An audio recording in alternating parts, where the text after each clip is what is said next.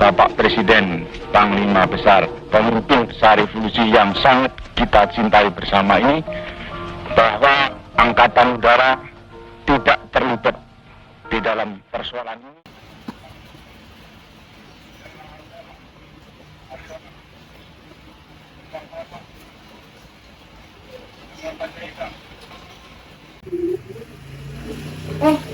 Setelah nonton film ini, kok saya jadi kepikiran ya? Kira-kira apa yang menyebabkan pemberontakan G30 SPKI ini terjadi? Padahal kan Indonesia adalah salah satu negara kesatuan. Sebelum kita bahas itu, kamu tahu nggak apa itu negara kesatuan?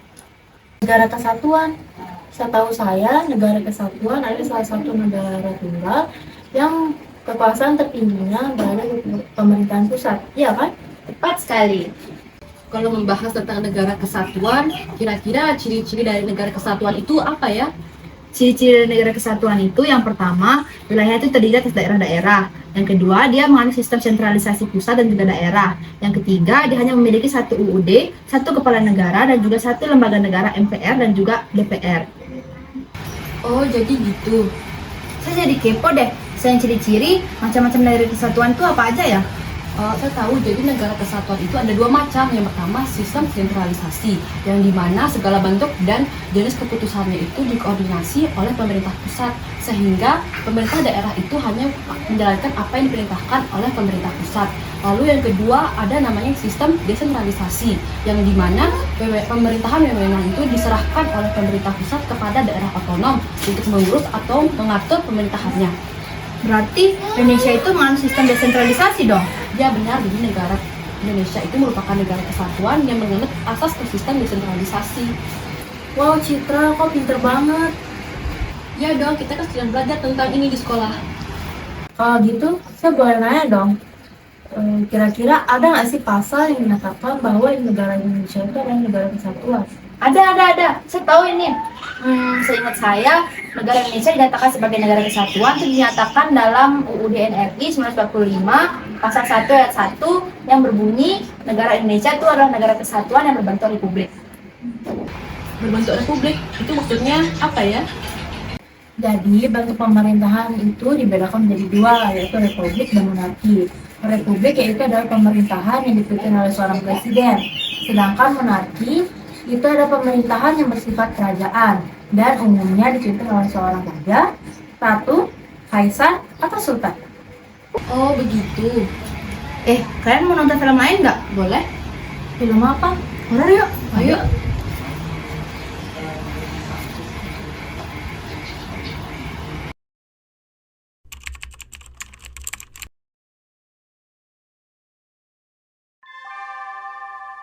Saatnya istirahat.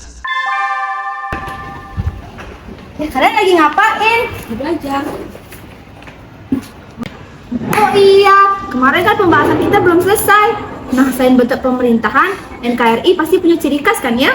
Kalian tahu nggak apa ciri khas Indonesia sebagai negara kesatuan? Saya tahu. Jadi ciri khas Indonesia itu dari segi kewilayahannya itu terdapat lihat pada Undang-Undang Dasar 1945 pada pasal 25A yang menyebutkan bahwa Indonesia itu merupakan negara kepulauan yang bersifat nusantara, yang dimana batas-batas dan haknya itu sudah ditetapkan dalam Undang-Undang Dasar 1945. Kalau untuk cita-cita, tujuan, dan fungsi NKRI apa ya? Kok mbak tanya sih kayak wartawan aja? Udah. Jadi cita-cita NKRI itu adalah terwujudnya masyarakat adil dan makmur berdasarkan Pancasila dan Undang-Undang Dasar 1945. Sedangkan tujuannya itu dapat kita lihat pada pembukaan Undang-Undang Dasar 1945 pada alinea keempat. Lalu untuk fungsinya sih tidak tahu. Ada yang tahu? I know. Nah, kalau fungsi dari NKRI itu terdiri dari fungsi pertahanan. Artinya negara berfungsi menjaga kemungkinan serangan dari luar. Selain itu juga ada fungsi keadilan, ada fungsi keamanan ketertiban, ada fungsi kesejahteraan, dan juga fungsi lainnya. Oh, jadi gitu. Jadi NKRI itu sendiri tentunya memiliki keunggulan yang tidak dimiliki oleh negara lain dong. Tentu saja ada. NKRI juga memiliki keunggulan dalam bidang seperti pada bidang ekonomi, yaitu letak geografis Indonesia yang sangat strategis. Lalu ada bidang ideologi, lalu ada bidang pertahanan dan keamanan, bidang politik, dan bidang sosial budaya. Waktu istirahat akan berakhir dalam 5 menit. The break time will be ended in 5 minutes.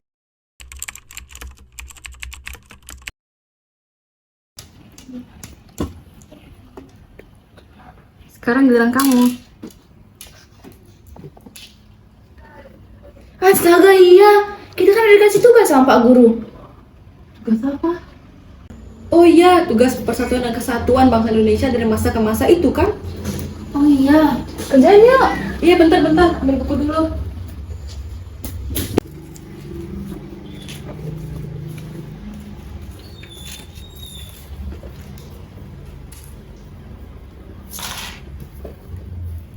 Yang pertama, masa apa ya?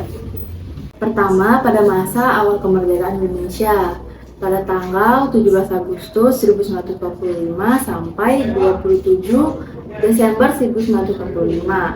Nah, pada masa ini terdapat 9 kali pergantian kabinet yang diawali oleh kabinet presidensial, lalu ada kabinet Syarif 1, Syarif 2, Syarif 3, lalu ada kabinet Amir Syarif Hidayat 1, Amir Syarif Hidayat 2, lalu ada kabinet Hatta, lalu ada kabinet darurat, dan dilanjutkan yang terakhir itu ada kabinet Hatta 2. Nah, selain itu di masa ini juga terjadi beberapa perjuangan diplomasi seperti perundingan Negatiati, Renville, Wrangelian, dan konferensi meja bundar.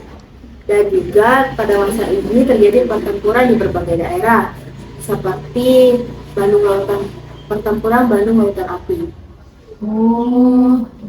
Setelah itu ada masa Republik Indonesia Serikat dari 27 Desember sampai 17 Agustus 1950.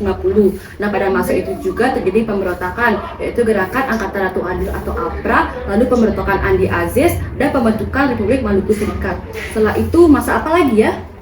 Setelah itu ada masa demokrasi liberal. Pada masa ini terjadi 7 pergantian kabinet. Yang pertama itu ada kabinet Natsir, lalu ada kabinet Sukiman, kabinet Wilopo, kabinet Burhanuddin Harahap, lalu ada kabinet Ali Sastroamidjojo 1, kabinet Ali Sastroamidjojo 2, dan terakhir itu ada kabinet Juanda.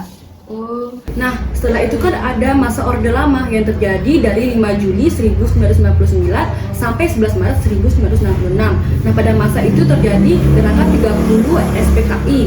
Nah, setelah itu ada masa Orde Baru dari 11 Maret 1966 sampai 21 Mei 1998. Setelah itu yang terakhir ada masa reformasi dari 21 Mei 1998 sampai masa sekarang. Oh, jadi pada masa Orde Lama ya terjadinya pemberontakan G30 SPKI ini. Iya.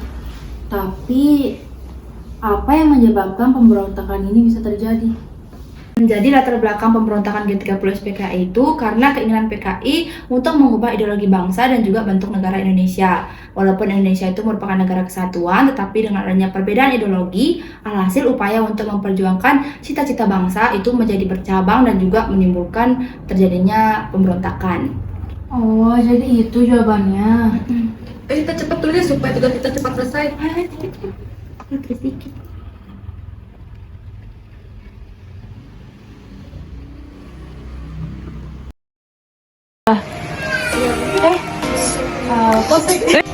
Kalau membahas negara kesatuan, Indonesia Serikat pada dari 27 Desember Tapi karena adanya perbedaan ideologi itu bahwa negara Indonesia itu merupakan negara kepulauan yang berciri Nusantara. action.